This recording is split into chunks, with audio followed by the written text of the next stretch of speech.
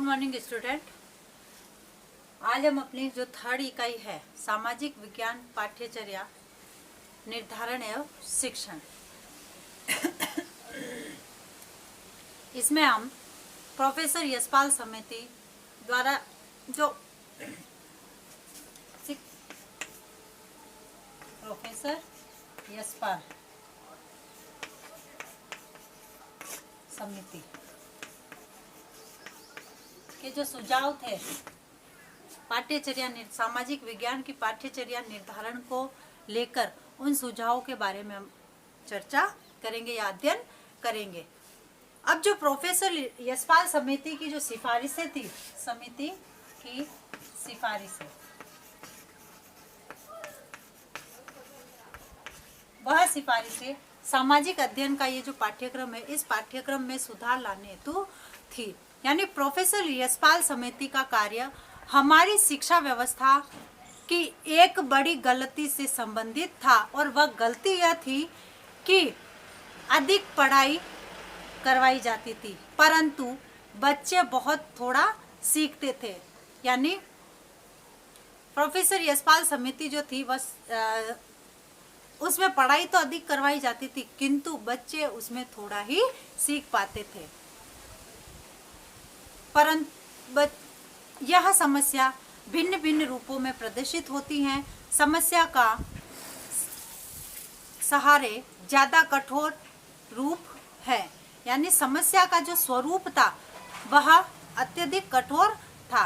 बच्चे घर से स्कूल और स्कूल से जब घर जाते तो उस समय प्रतिदिन बड़ा बस्ता लेते हुए जाते थे। घर से स्कूल के लिए निकले तो वो बड़ा बस्ता लेके जाए, और स्कूल से जब घर आए तो वही बोझ वापस लाके घर पे रखे। यानी शिक्षा की जो समस्या है, खासकर छात्रों पर शैक्षिक बोझ की समस्या के संबंध में नए सिरे से विचार करने के उद्देश्य मानव संसाधन विकास मंत्रालय सरकार द्वारा 1992 सन 1992 में राष्ट्रीय सलाहकार समिति गठित की गई, और जिसके विषय के संदर्भ जो निम्नलिखित है। सभी स्तरों के स्कूली छात्रों को, खासकर जो छोटे बच्चे हैं, उन छोटे बच्चों पर शिक्षा के भार को कम करते हुए जीवन पर्यंत स्वाध्याय और कौशल विकसित करने की क्षमता सहित अधिक की गुणवत्ता में सुधार लाने के उपायों के बारे में सलाह देना था। यानी प्रोफेसर यशपाल समिति जो है वह विद्यार्थियों के बस्ते के जो बोझ था, उस बोझ को कम करके विद्यार्थियों में जो है स्वाध्याय के कौशल का विकास करना चाहती थी। इस हेतु समिति ने कुछ बिंदुओं के आधार पर सीखने के बोझ को लोगों के सामने प्रस्तुत किया। वो बिंदु थे,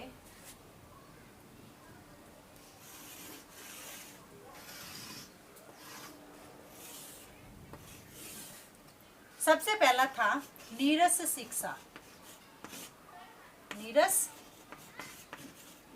शिक्षा।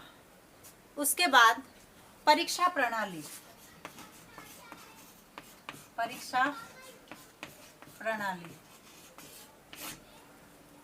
उसके बाद तथ्यात्मक रूप में पाठ्य पुस्तकें।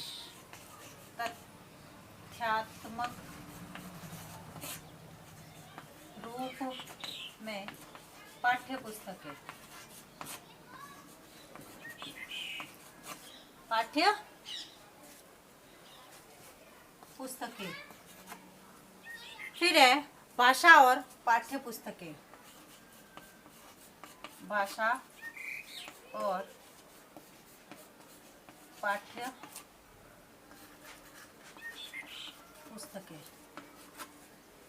उसके बाद पाठ्यचर्या की संरचना।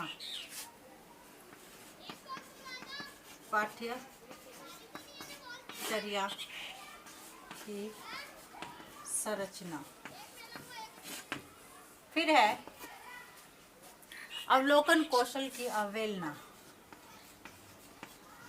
अवलोकन कौशल की अवहेलना। इन बिंदुओं को आधार मानकर ही लोगों के सामने प्रस्तुत किया गया। सबसे पहले नीरस शिक्षा, यानी माना जाता है कि सामाजिक विज्ञान की जो कक्षा है वह प्राय नीरस एवं उबाऊ होती है। शिक्षक भी प्राय यह शिकायत करते हैं कि उनके पास इतना समय नहीं हो पाता कि कक्षा में ऐसी किसी विषय को विस्तार से समझा सके तथा कार्यकलाप आयोजित कर सके।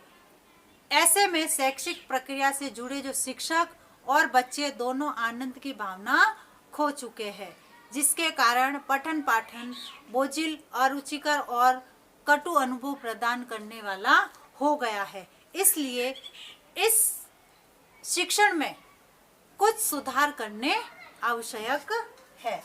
फिर है परीक्षा प्रणाली।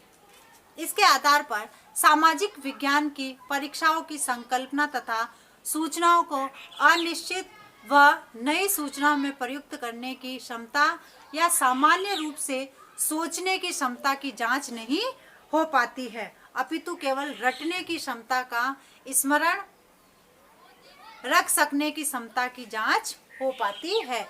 यानी विद्यार्थी जो रटते हैं, इस परीक्षा प्रणाली के माध्यम से विद्यार्थी के रटने की जो पद्धति है उसकी ही जांच हो पाती है। वास्तविक रूप में विद्यार्थियों के जो ज्ञान है उस ज्ञान की जांच नहीं हो पाती है। फिर है तथ्यात्मक रूप में पाठ्य पुस्तकें। इस प्रणाली के आधार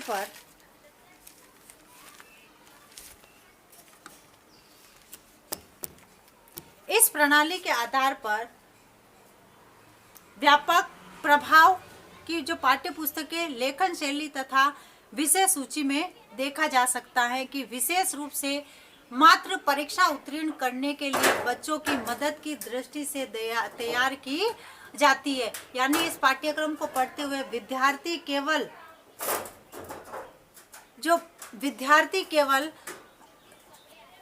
इसकी मदद से अपनी जो है परीक्षा उत्तीर्ण कर सके। यह दुखद तथा विभिन्न विषयों में भिन्न भिन्न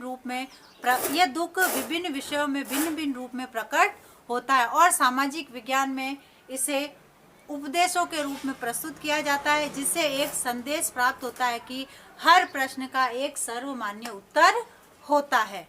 उसके बाद है भाषा और पाठ्य पुस्तकें।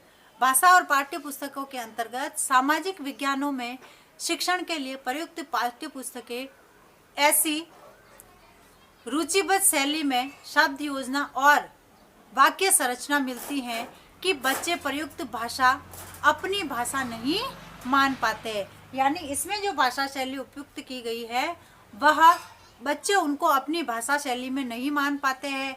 पाठ्य पुस्तकों की कृत्रिम शैली के कारण जीवन में दूरी बढ़ती है, अतः पाठ्य पुस्तकों में प्रयुक्त भाषा स्कूली ज्ञान से जुड़ी बोझ की भावना की ओर ज्यादा बढ़ाती है।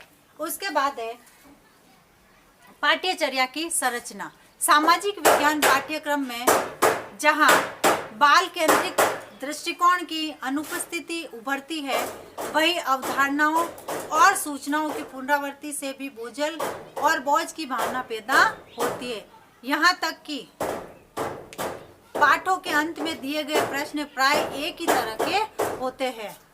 इससे स्पष्ट होता है कि पाठ्यक्रम की संरचना सावधानी पूर्वक विचार नहीं होता है।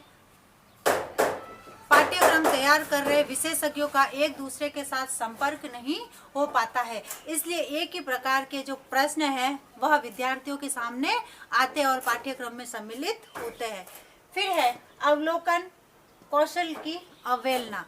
अब सामाजिक विज्ञान की पाठ्य पुस्तकों में प्राय यह पाया गया है कि बच्चों को बाहर ले जाकर प्रकृति में किसी वस्तु का अवलोकन कराने के स्थान पर वस्तु के चित्र का अवलोकन करने के लिए कहा जाता है। यानी पाठ्यक्रम के आधार पर विद्यार्थियों को वास्तविक जगह पर ले जाकर नहीं, केवल उनको चित्रों के माध्यम से ही अवलोकन करवाया जाता है, दिखाया जाता है। इस तरह की पाठ्य पुस्तकों में शिक्षक को कक्षा की चार दीवारी से बाहर निकालकर बच्चों को वास्तविक जो प्रेक्षण करने के बजाय सब कुछ मौखिक रूप में पढ़ाने की प्रचलित परंपरा की प्रणाली को प्राथमिकता दी गई है। तो इस प्रकार इन बिंदुओं को आधार मानकर यह प्रोफेसर यशपाल समिति ने यह माना कि इसमें कुछ सुधार की आवश्यकता है, जिसके संदर्भ में इन्होंने अपने सुझाव प्रस्तुत किए। अब उन सुझावों को हम अपने नेक्स्ट वीडियो में सम्मिलित करेंगे। धन्यवाद।